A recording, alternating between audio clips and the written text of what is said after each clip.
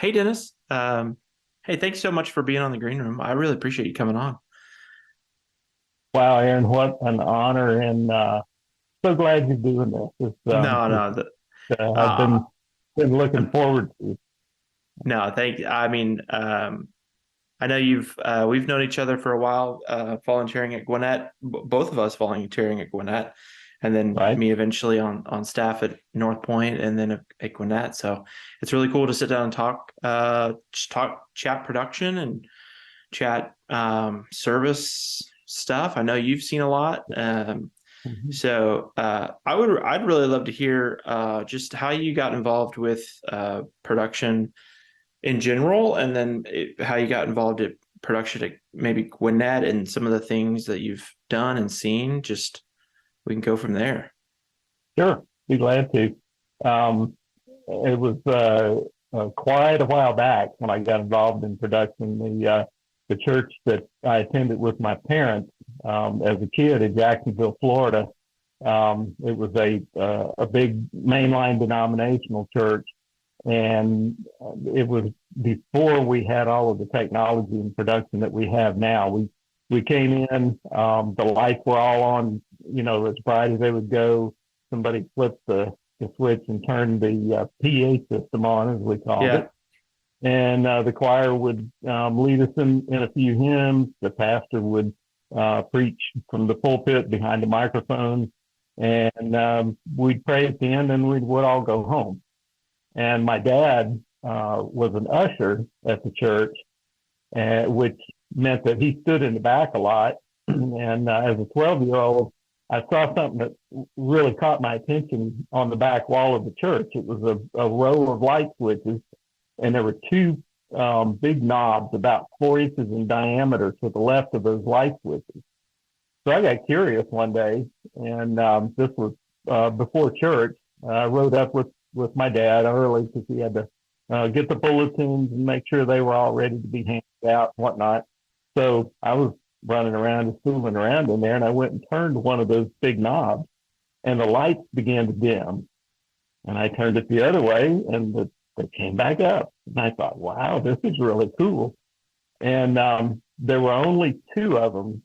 Was uh, two rows of these big round pendant lights hanging from the ceiling. One knob controlled those, and the other knob controlled some offset lighting that sort of shined up into the structure. oh yeah, And I thought, wow, uh, wouldn't it be cool if we could use this in the worship service somehow? And I suggested to my dad one day that, hey, maybe, after we finish singing hymns and go to prayer, um, could we turn the lights down a little bit and kind of get people in the mood to pray? And he looked at me like I was crazy. He said, don't touch those, son. But long story short, eventually, somebody said, hey, that sounds like something we can try. So I got to be the one to stand at the back of the church and at the appropriate time dim the light, and then at the appropriate time bring the intensity back up. That was my first shot at production. nice. And from there, um, I had some friends who were in a very early version of a contemporary Christian band in Jacksonville. They were called Kinfolk, and they had enough gear to fill the back of the station wagon. And I went to several of their concerts and flipped switches for them and ran faders and like that. And I thought this is kind of cool. I think I would like to do this. But I figured out pretty quick that um, I wasn't going to get much to eat and maybe not have a roof over my head unless I did it, full time on the road, all the time. And that really didn't interest me that much. So I got interested instead in the fire service and emergency medical services and decided to make that my career. But I've always kind of, stayed on the edge of worship production in whatever church I was in. Nice. That's So awesome. that was the beginning. Yeah. That's really cool. And now you're volunteering at Gwinnett. You've been how long have you been a speaker host at with Gwinnett or with us? Ever since Gwinnett Church launched, actually a little before Gwinnett Church launched, I was on staff at another big mainline church here in Gwinnett County as the technical director for contemporary worship, and uh, a fellow by the name of Jay Desai. He and I think I'm pretty sure you know Jay. Oh, I know the name. Yeah. He and I worked together there for a while, and he reached out to me one day and said, "Hey, what are you doing?" And so we chatted for a while, and he said, "I'm going to throw something out there for you, and you can take it and run with it, or leave it." But said some friends of mine from North Point are launching a new church in Gwinnett County, up in the Sugar Hill area, and they need people like you to help them get it up and running and help them launch. And at the time, I had probably about maxed out my skill set at the church I was at, and wanted a new challenge. I had recently retired from the fire service, so had plenty of time on my hands, and my schedule was pretty flexible. So I decided to look into that, and talked with Jeff Henderson and Lauren Espy, Matt Adkins, a few other people, and kind of got connected and plugged in there. And we had a night of worship at a church in Norcross even before we launched that church over at the Civic Center. And so I speaker hosted that, and have kind of stayed in the same role ever since. I do a few other things too.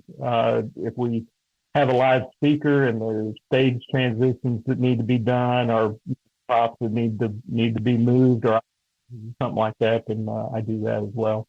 Nice. How was the transition from a staff member in production on a church to volunteering in production at another church? Was that transition was it easy? Was it like, hey, I would do this differently, but like I'm not really in charge anymore? Or like what was that? How was that for you? No, that really went very well. The church that I was at was uh, they were doing contemporary worship, but excellence was something that was, hey, yeah, we know there's churches out there that do it better than us, but we're happy with what we're doing, and we're just going to keep on doing what we're doing. Well, to be very honest with you, that was a little frustrating to me.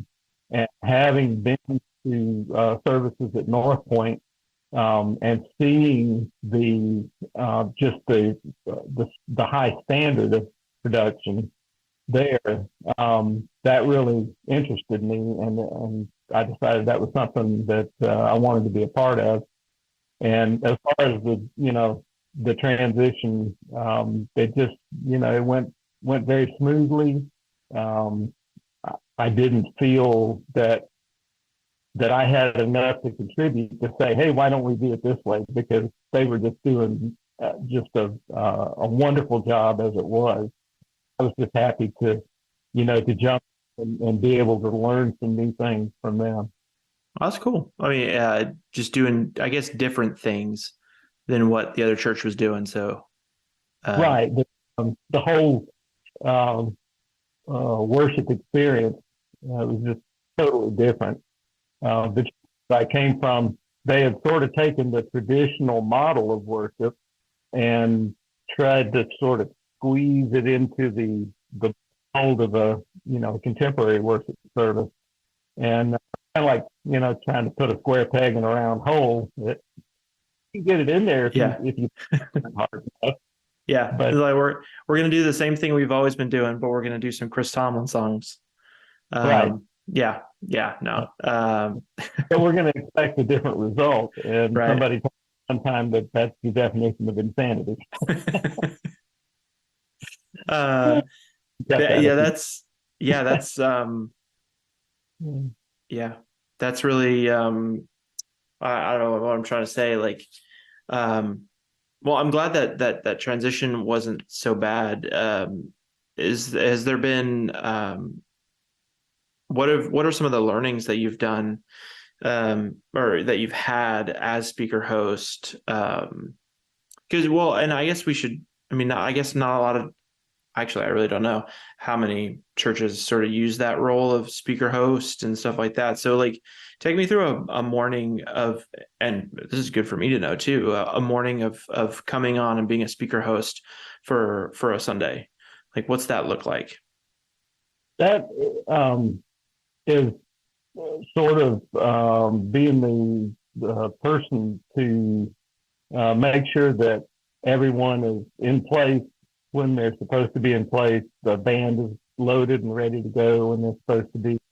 The any live speakers, including the person that's just doing the welcome or maybe is doing an announcement, make sure that their mic'd in the way that they want to be, and of course I coordinate whoever is doing the audio because some people prefer to hold a hand mic in front of them, and other people like the hands free apparatus. So just make sure that they're comfortable. And I always, introduce myself to them and kind of, chat with them a little bit, especially if it's somebody that I haven't worked with before and don't know real well, and let them know that I'm here for them. If they need something, if they need a tissue, if they need, a cough drop or a bottle of water or something like that, all you got to do that, and I'll get it for you right away. Um, if they need me to hold their phone while they're on stage or something like that, I'm more than happy to do that. And just make them feel, especially if it's someone, if it's a guest speaker coming from another church or another organization or whatever, just make sure that they're comfortable in the environment, all the way down to how's the temperature here, for you up on stage. Is it too cool? Is it too hot? Because I can communicate with the operations team and have a change made there if it's necessary.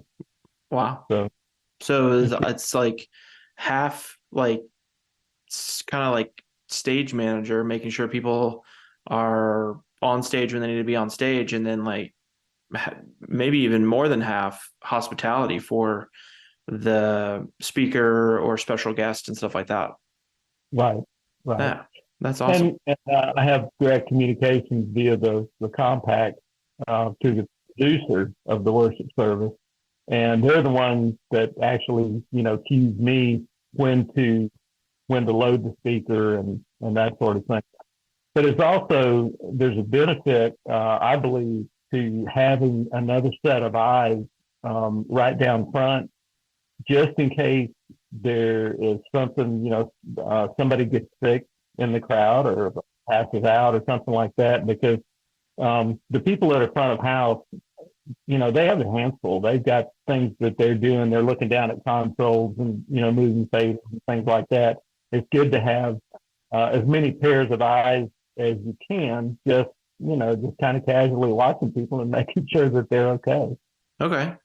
Yeah, I mean Things that's great. I've been in church services where somebody's passed out and needed medical attention, and the people around them are looking like, what do we do? And if I something, I can say something right away.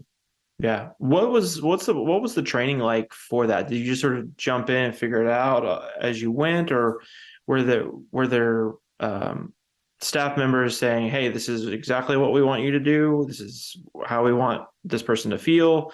Okay, go do it." Or what was that like? No, it was kind of a two-way street. Okay. I got to input some things and say, hey, this is what I'm planning to do this morning. Hmm. So and so the speaker that's coming in hasn't been here before. I'm going to chat with them a little bit, make sure they know where the restroom is, and all of that kind of stuff. Is that okay? Hmm. And it's almost always affirmative.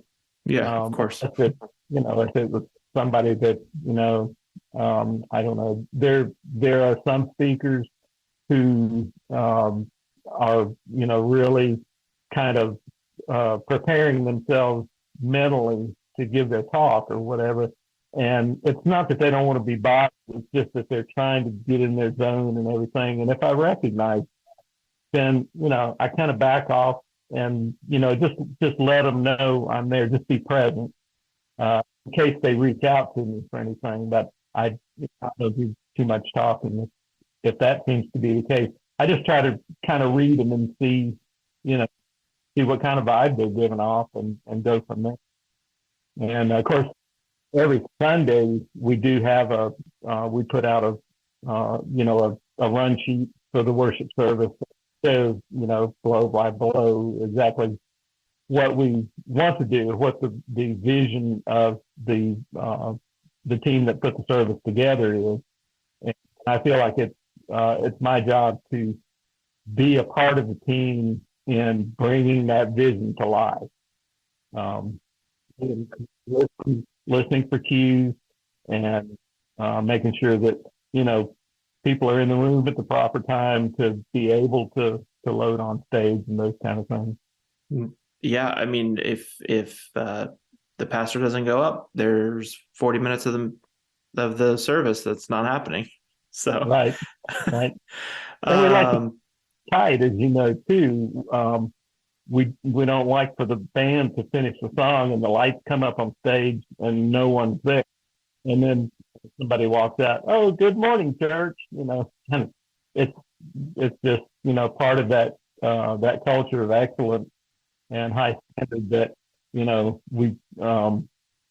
them to be there on time when the lights come up and be mhm. ready to. Yeah. Yeah, be ready. But I mean, sometimes people they'll just bolt out of the seat and they're up on stage for a whole down chorus, and you're like, well, all right, well, that's gonna be Exactly. awkward. But Yeah.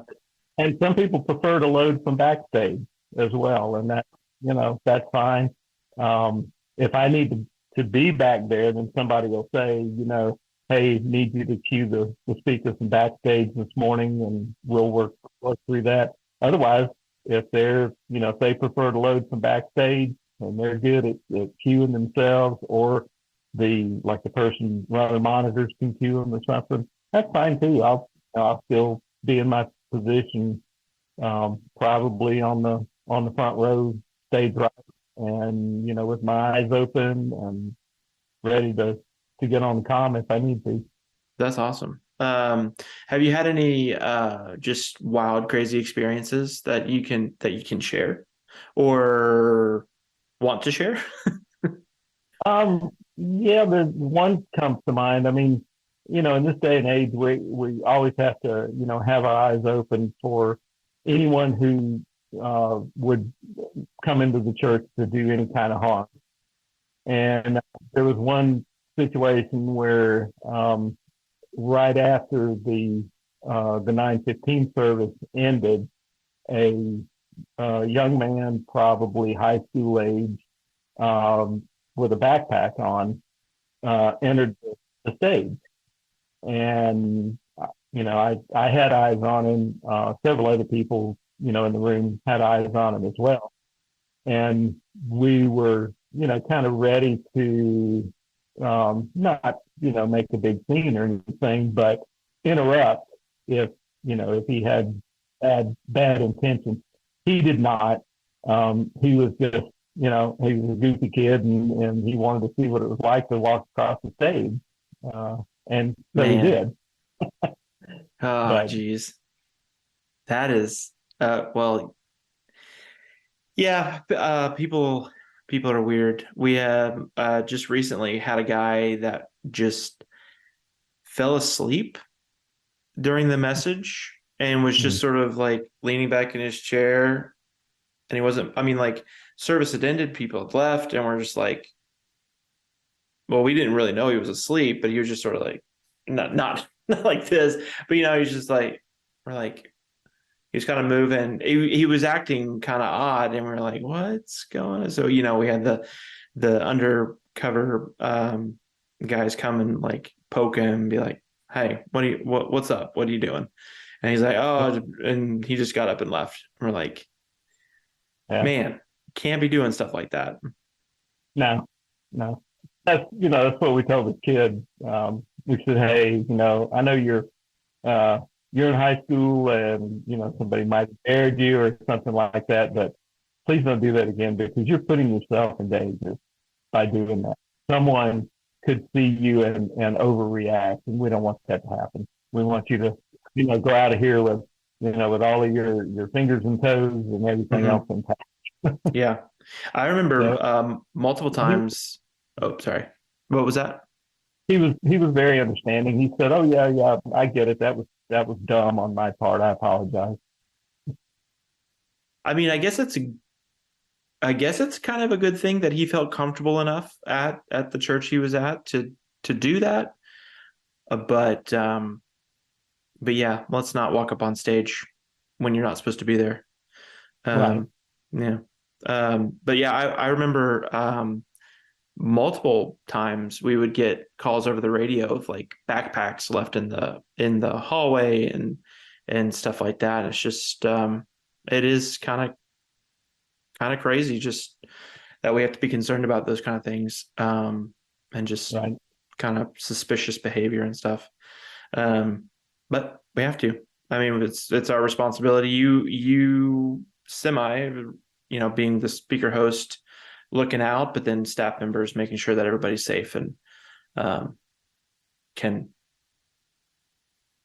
come and worship uh, safely. So it's crazy. Right. Well, one of the pillars of our um, worship service is keeping it as distraction free as possible. And I have really taken that to heart. And even when it comes to sort of eyeballing the stage before guest services opens the door for a service to make sure that somebody hasn't left their jacket, sitting the drum riser, or I mean, if there's water bottles up there, that they're standing up straight and that they're full bottles of water, not empty ones that are rolling around on the Oh stage. yeah, Um, just little things like that. If we have cabling that is attached to the the plasma or whatever, that it flakes out straight across the floor, doesn't coil up and make coils that are picked up on camera and things. yeah, I love to hear that. Yeah. Just try to keep the distractions to a minimum, and zero is a good number. That actually bit me this past Sunday. I did that like before the doors were open. Had this stuff preset for our special that we were doing, and I scanned the stage. There's a mic stand there. I grab the mic stand, take it off because worship leaders usually load with their stand. At least I thought. Right? Turns out he had preset that for his opener, and I had taken it off stage, Oops. and opener's going. He's like, "Where's my mic?" And I'm like, "Oh, uh, and the mic was over here. He was going to load from this side of stage. I was like, that's on me. Yeah. I'm very sorry. But I was also thinking, I'm like, we never talked about like presetting his microphone. So like if, and that's for me on staff to like make sure that I talk about all those things. Like, hey, for this segment, are we setting his microphone, or is she bringing, or what are the worship leaders bringing in for this and that? So that's Right. something that's a mental note for me moving forward to make sure that we know who's Yeah. loading with what and what needs to be preset. So I'm like, oh, I'm really sorry. So I went and apologized to him in the green room after. Well, I guess it was during service. And I was like, I'm terribly sorry. Because that Yeah. they're out there vulnerable all by themselves, not all by themselves, but just like more vulnerable than I am standing in the back in black clothing. Sure. Um, so I'm just like, I'm so sorry. And I was like, I will have your mic set and turned on. You don't have to worry about it for the 11:15. So Yeah. yeah. I'm glad you brought that up because that's something else that I find unique among many things in the North Point system is we strive for excellence, but we don't obsess on perfection. And we Hmm. make a Try not mistake, to. or, when something doesn't go exactly right, a prop falls over or something like that. We don't, say, who did that? We're never going to attack again. No, we make an extra effort to go to the person that, maybe was responsible and say, hey, you know, pat them on the back, put your arm around them and say, what happened? Don't worry about it. We'll get it the next service. Not a big deal. So, and I just love about our culture um, with that church, and I hope it's universal through. Well, I wish it was universal through every church. Um, Unfortunately, it's not. But I'm hugely blessed that it is at Gwinnett Church, and that I get to be a part of it. To make a mistake and know that nobody's going to be coming after me with a baseball bat. Don't you do that? Well, and that's sort of what this the podcast and stuff like that is really geared around. I used the word geared. I'm sorry. It's not about the gear. It's more about having those kind of conversations about how I, you know production. I feel production should be how production should be seen. Um, like you said, we're not concerned about it being perfect, but we want to strive and make every effort for it to be excellent. And Right. that's making sure that everything's loaded and stuff is spiked on stage and conversations are had before as much as you can before with volunteers and stuff like that. And that actually brings me to, I guess, another good question with you volunteering for so long. How, like, what's it like with like staff transitions? With production director leaves or there's a new audio guy and or a new producer and it's like, well, I don't really do it that way, I'd like you to speaker host this way. Like, I don't know if that's the case, but what's that kind of, what from your perspective, volunteer perspective, what are those things like? As long as it's communicated in a way like you said, and I don't mind, someone being um, very direct and saying, this is how I'd like it done now, because they're the one that is ultimately responsible for the product, because they're the one that gets the paycheck. I mean, let's face it. Um, so the way I look at it is, I'm here to help them achieve their vision for the worship service. And if it's different than the last person who was in that position, then that's fine. I love doing new things. I love changing things around, changing things up. Um, you know, Maybe sitting in a different location. They may, prefer the speaker host to be, two rows backstage left instead of, where I've been sitting for all these years. I don't know. As long as it's communicated clearly, clarity is very important.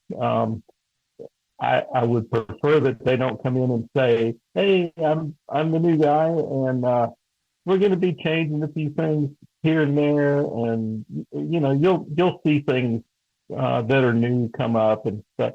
I would rather them say, I'm so and so. This is how I prefer the stage transitions to be done. Props coming from both sides rather than just from one side.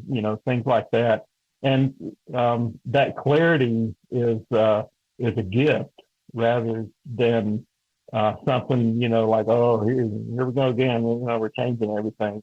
I take that as a gift that new director is giving me, because I know then exactly, what they're looking for, what they expect. Okay, that's really good to know. um yeah, because I've just stepped into a new role myself, and that's probably I probably can be more clear on some things. Not that I've gone in and just upset the apple cart or anything like that, but just Sure. slowly rolling things out rather than surprising people with things like, hey, this is we're moving forward. This is some things that we're going to start trying. Mhm. Yeah, that's really good. Yeah. Uh, And other, kind of another facet of that too is, um, if I know, staff does need to communicate privately from time to time, even on Sunday morning. If something didn't go quite right, or they want to make a quick change or something like that, there's little huddles that may go on. But just know, if you're a staff member, that volunteers are watching that and wondering what's going on.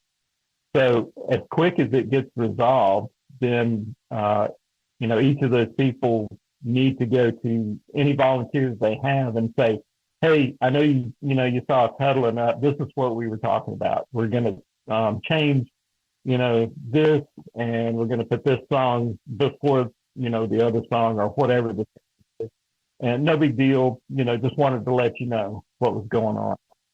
That way, volunteers don't wonder, well, what were they talking about? Is something wrong with the last service, or you know whatever? So I know you got to huddle up from time to time, but you know clarity is a gift. Turn right around and say, hey, we're going to make a little change here. But you may notice it. So this is what we're doing. yeah, that communication after that huddle, that's something that I'm like tried to figure out like the best way to do that because inevitably you always miss someone. Like, Yeah, dang it, that person, they were in the bathroom or whatever. And it's like they really needed to know that we're moving, the plasma during prayer instead of title pack. And it's like, well, I didn't see them. Not that that's an excuse or anything like that, but I have been, I'm like, do we create an app? Do we do like a mass text message? Like I've always like been trying to figure out what that is, especially at larger campuses, or depending on how your auditorium is set up, like the control room's way over here, stage is over this way. Like people are, what after sort of, breakfast and sort of run through, people are just scattered. yeah, And yeah, so I've always sort of tried to figure out, and I haven't figured it out yet, how best to communicate that yeah, out after. But I completely agree that that's wildly important because I definitely don't want you feeling that you didn't send up the person in time, or you sent him up too soon when he just popped off his chair and went up. yeah, Um, so it's definitely interesting. yeah. And it was. Oh, I remember what else I was going to add too. Um, if you if you have if you've assigned a volunteer a particular task or a particular job or something like that, um, make sure that all of the staff team knows that, okay, I'm going to have Joe bring the plasma out. Be sure that the for I mean, most staff members are great about this, but every now and then you'll run across one that just feels in their heart that, Joe just can't do that quite as well as I can. And then, and leave Joe's, sitting over there when he knows when the cue is, staff member will be pulling the plasma out. Um, that is one of the quickest ways to run volunteers off. Is give them a job and then not let them do it. Oh, 100, yes, 100%. Well, and I know I seriously consider, like I want to make sure if I'm asking someone to be there that they have something worth their time to be there. Like, Exactly. like, well, I mean, we'll have conversation, sometimes long conversations, like, hey, do we need to ask more stagehands to be here because we have X, Y, and Z on stage? And most of the time, it's no, let's put a staff member with them to help clear, because I definitely don't want to ask another stagehand to come to move, a lamp, because Right. just we didn't have enough hands. Right. But I think what you were mentioning is maybe even a little worse, that because that volunteer sees that they're not trusted, Right. and nobody likes that, Right. and that's really good to consider and to watch out for, as a staff member for sure. Yeah. Um, Yeah. yeah. Baptisms are another situation where sometimes that kind of gets confusing because, of course, a staff member, a pastor, is going to be the one doing the actual baptism. But during the run through, you may, want to have a volunteer for, purposes stand at the tree, do the mic check and everything.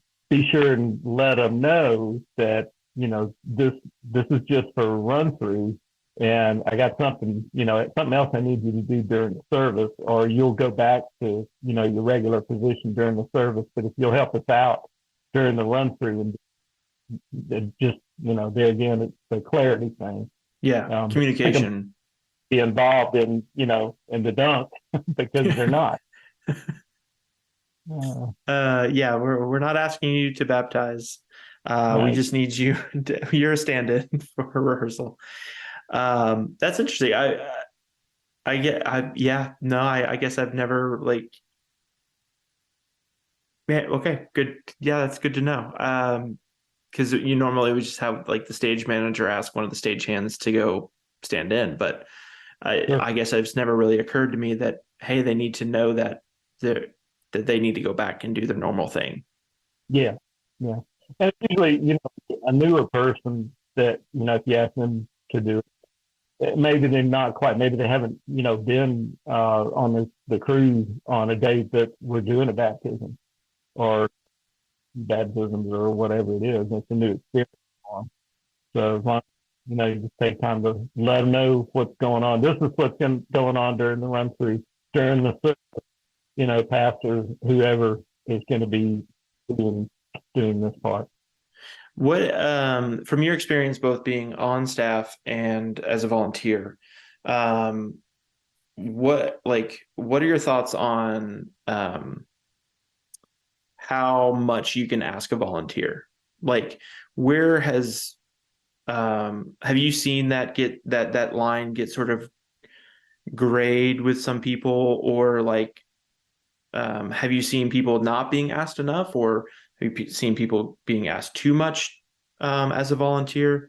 Because I feel like, that definitely ebbs and flows with staff members. Like, hey, they're just a volunteer. We can't ask them to do that.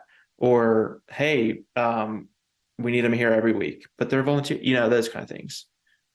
Yeah, that kind of gets tricky, especially if you have a volunteer or volunteers who have a particular skill set that you need quite often, like front of house, or they're operating the lighting console or something like that.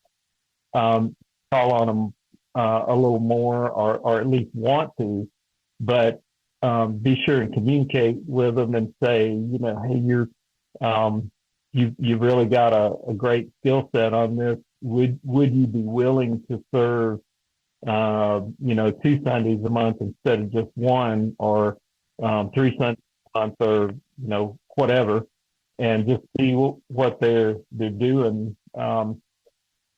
The Some of them are in a situation with their regular job where they can't. As a firefighter, I had to work every third Sunday because that's just the way it's rotated around. And so I would have to say, I can give you the Sunday I can be here, and if please reach out to me.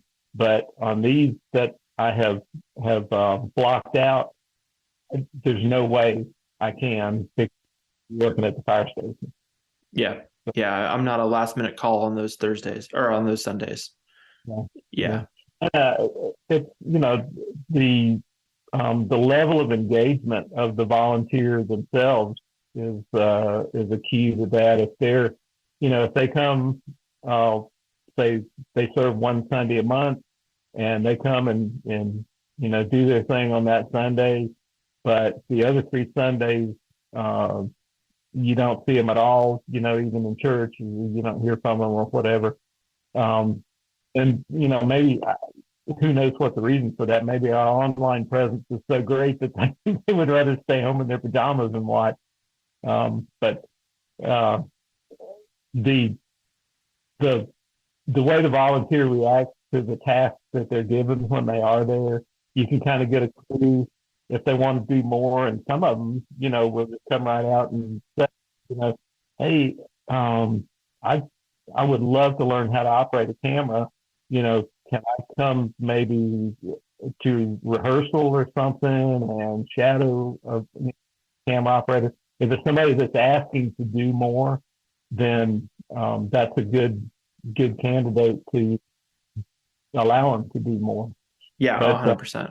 I've never felt, especially in the North, being part of the North Point organization, I've never felt like I was being taken advantage of or asked to do anything that a staff member, probably should be doing because they're getting anything like that.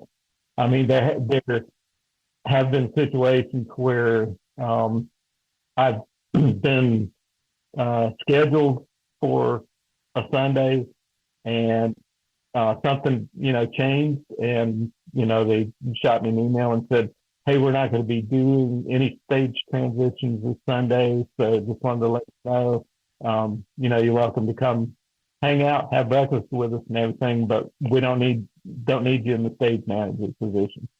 That's fine. That's a change that happened during the planning meetings during the week, and it's a legit thing that happened. No big deal.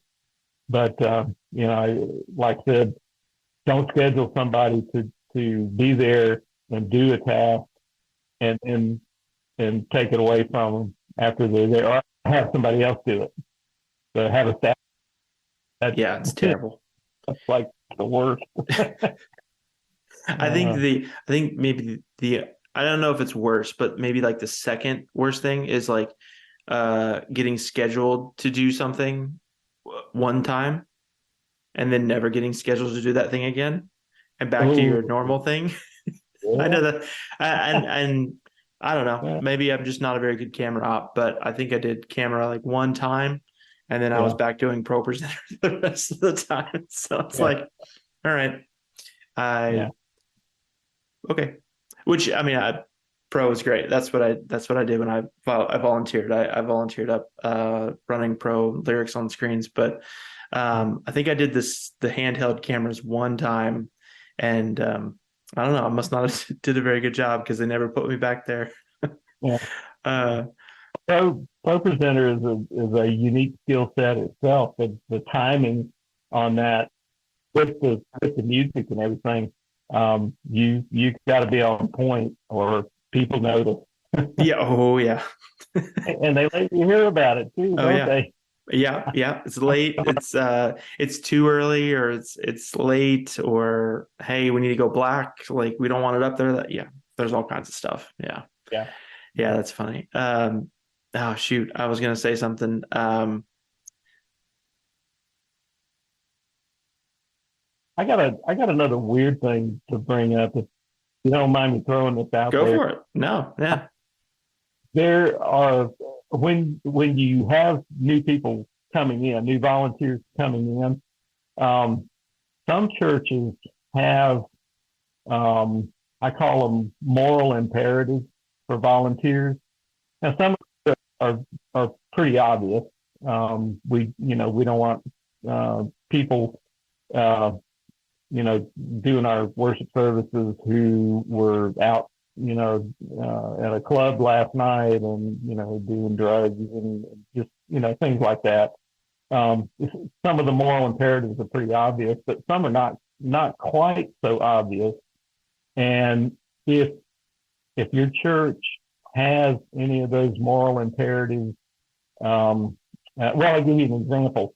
There was a young lady on a guest services team at a church that I was at one time who she was a great volunteer. She's there almost every Sunday, probably every other Sunday serving. And she moved up to sort of a team lead or an area lead. You had several people that were under her that she communicated with and everything. And just a wonderful young woman, very outgoing, very great personality and everything. Engaged to be married and very happy in life, the whole bit. And all of a sudden, she just sort of disappeared. Just stopped coming. And I asked, one of the people that I was close with that worked on her team.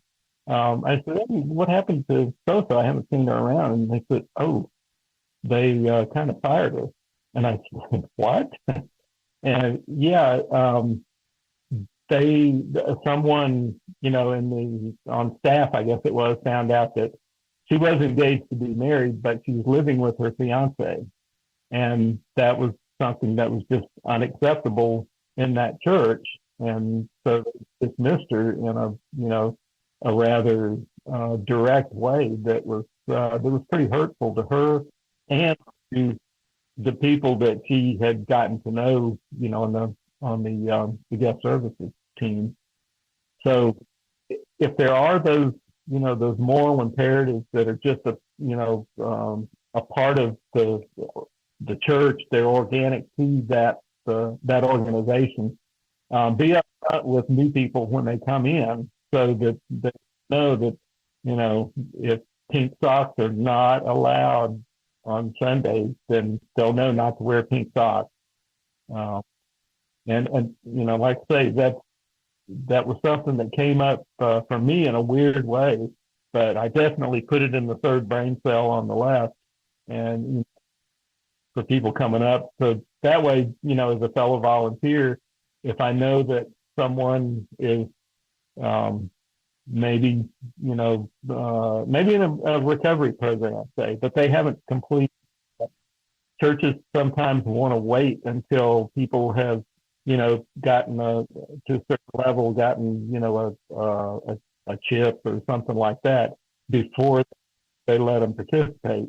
I would put my arm around them and say, "Hey, just wanted to let you know about this, so that if it comes up, which I hope it does, I don't want you to get blindsided by Yeah. it."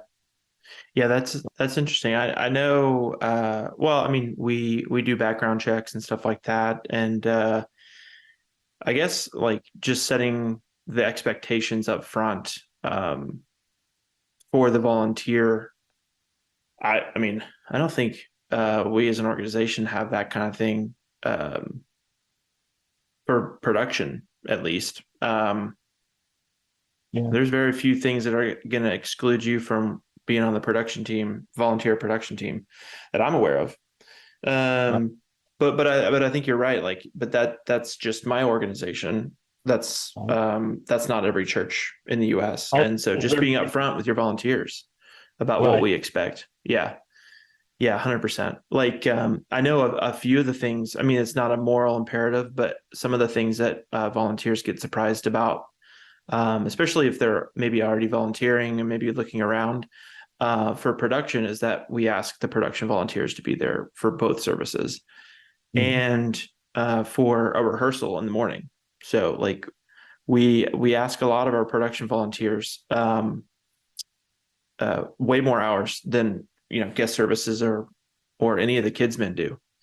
Right. And that's something that's people have been like, "Oh, well, I can't do both services," and it's like, uh, I don't know what to tell you. Like, Yeah. that's what we do. And, that's what we ask. We can't really make exceptions to that. or Right. well, we choose not to. I should say we choose not to. Right. Well, But yeah, no, that's good. That's good to know.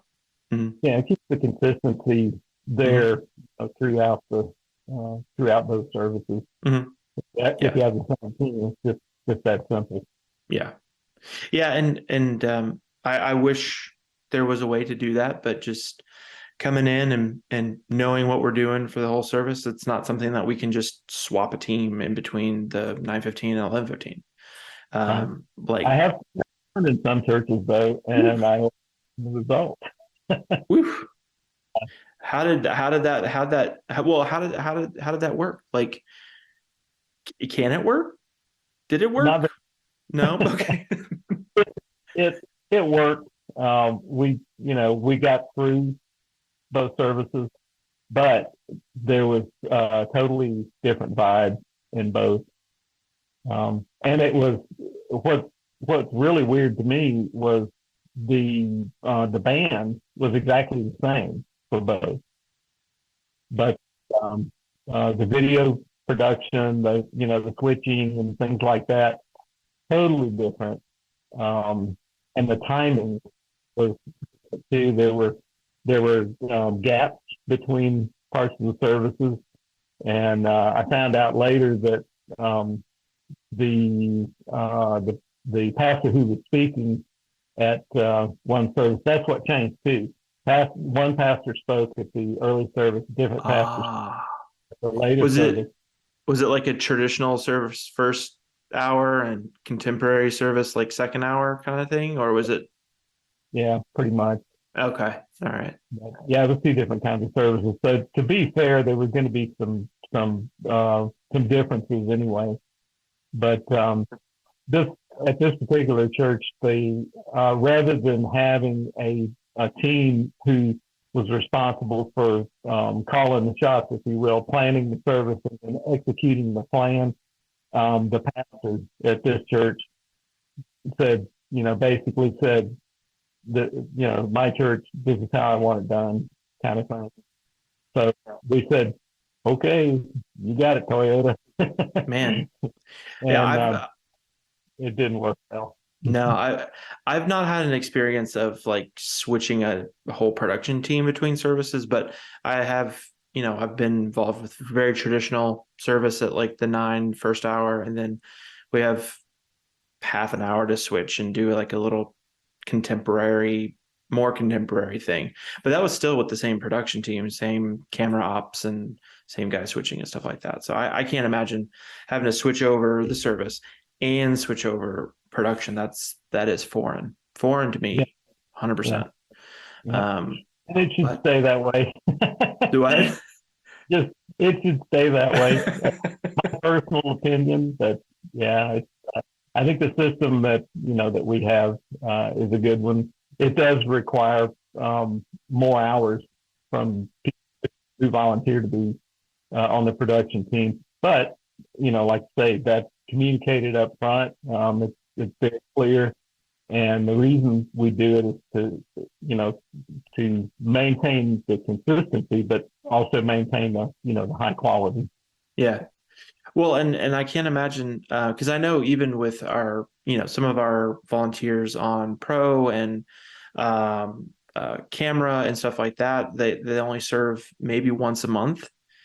Um, the next time that they serve, you know, like they're not racking up hours on the gear, so it's almost like having to get back into the mindset, and then for them to only do that for like 30 minutes, like you're not going to sort of progress in that skill very, very quickly if you're doing that half an hour once a month. So Right, I mean, I agree that our the what we've asked our volunteers to do is helpful. They get more time on the gear, more ability to get notes and train and stuff like that. So right, um but that's I mean, I think that's something that every production team um, strives to do is have people better on the equipment that they have and stuff like that. At least for a volunteer production team, right. um, that is something that we're always doing.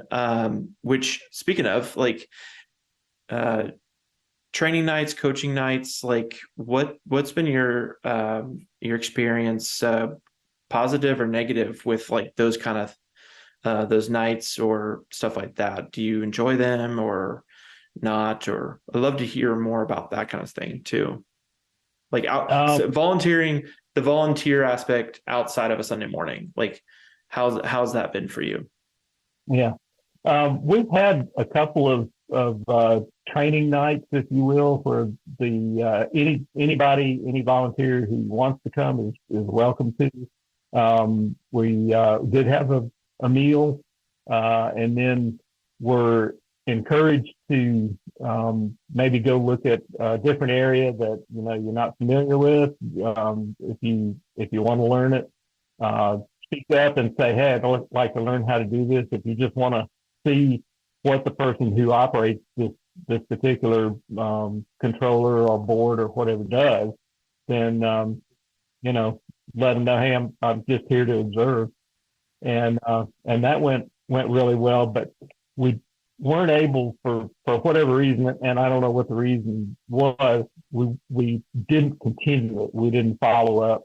Um, and do it again, do it again, kind of thing, to where it became a routine.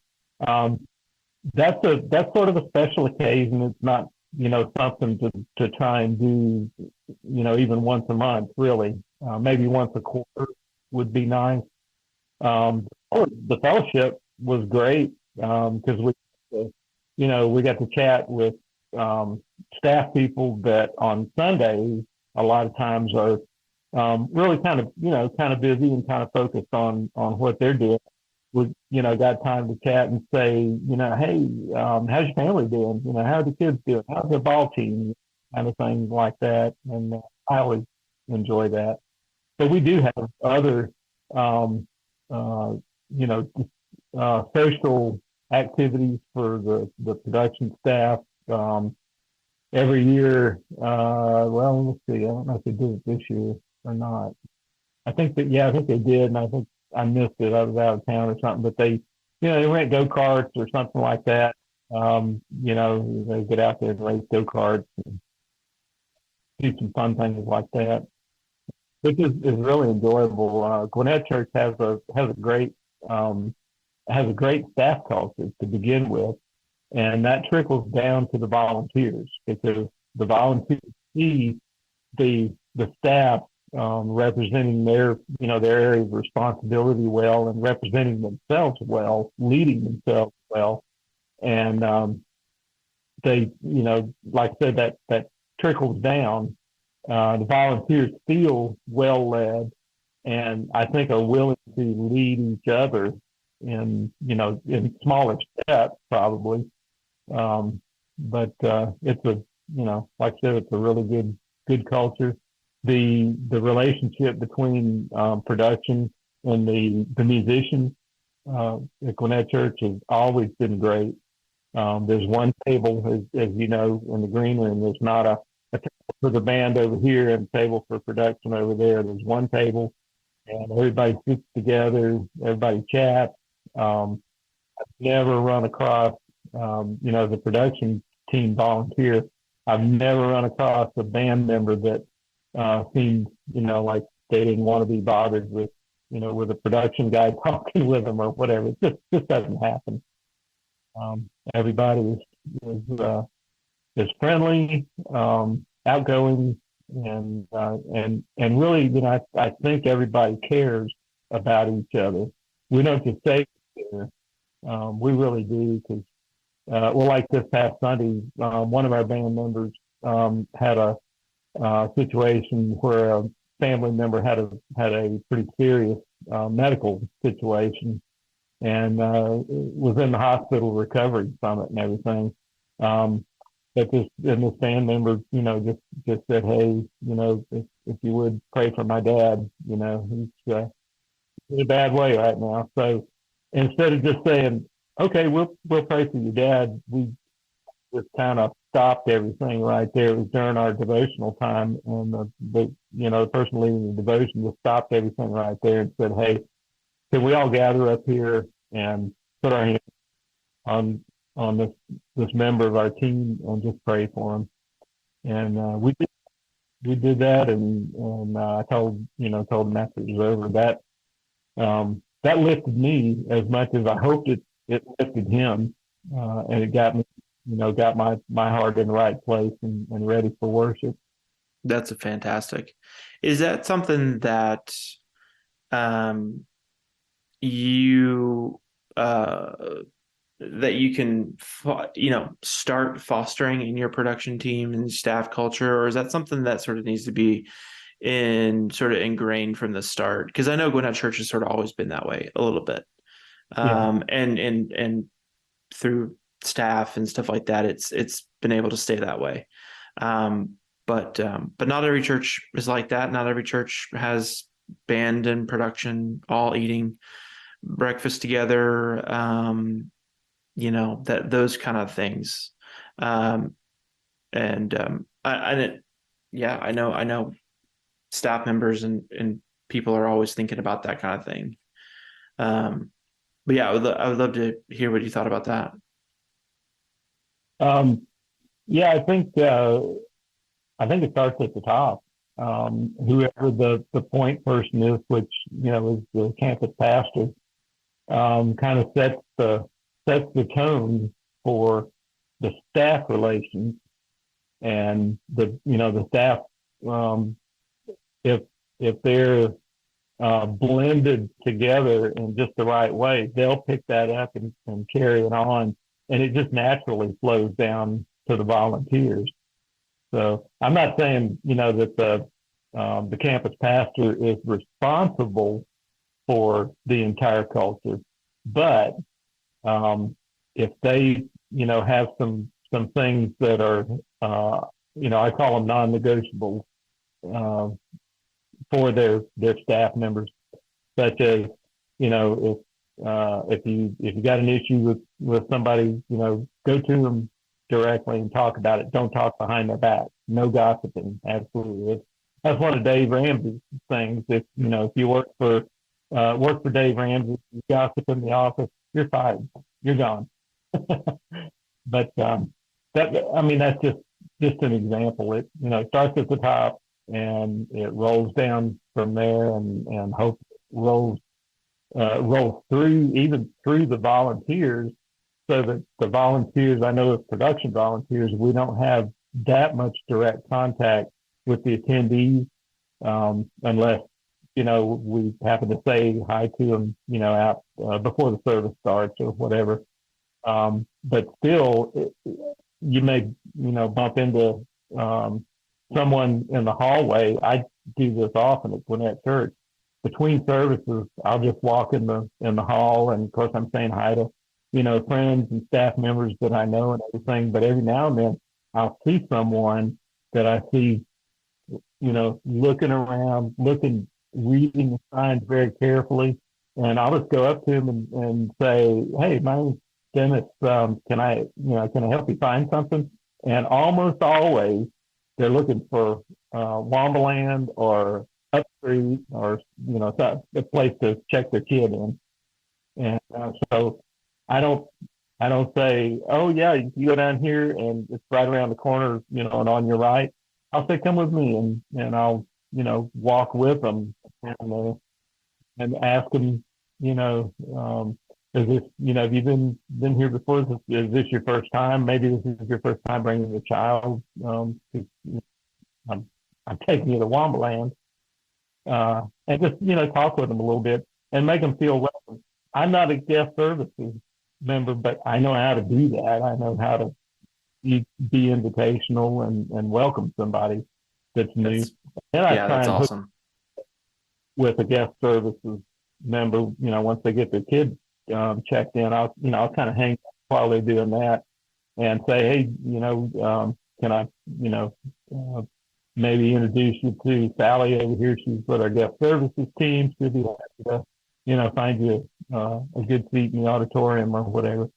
I want to make that interaction with that new person as positive as it can be, even though that's not the role that I'm in on that particular morning. My role was, as the speaker host. I could just sit in there, with my headset on and wait for the service to begin. But that's not me.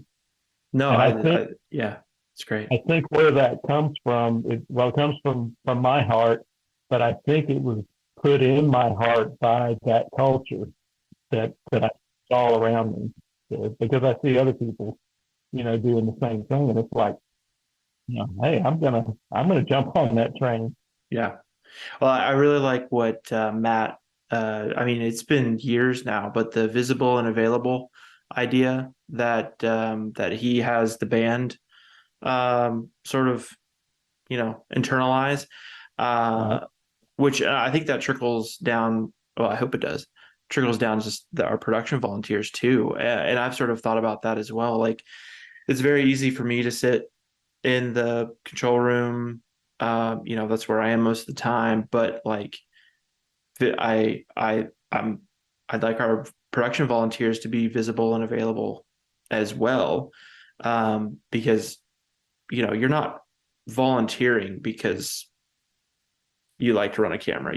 Well, I mean, you might be, but like you're volunteering because that's your church, right. and we all have a part to be inviting to everybody. And I think it might be a disservice if you saw that person looking up and being like, "Hey, Sally, like that guy doesn't know where he's going." Like that would, yeah, I don't, yeah, I think we would miss the mark if that happened. So thank you for doing that because Gwinnett Church, Hamilton Mill Church, we should all want the best for all of our churches, and that's fantastic. Absolutely. Yeah, yeah. Um, Dennis, I think this has been a great conversation. Thanks for coming on the Green Room podcast. We're getting this thing up and rolling. It's been fun, and I I can't thank you enough for being a part of it. It's fantastic. It has been a pleasure. I've enjoyed the conversation and enjoyed the topics that we got to throw out there. And I hope they benefit somebody somewhere, whether it's another production volunteer or a staff member Yeah, somewhere. Uh, Hope it's beneficial. I hope so too. That's Thank awesome. you. Thank you.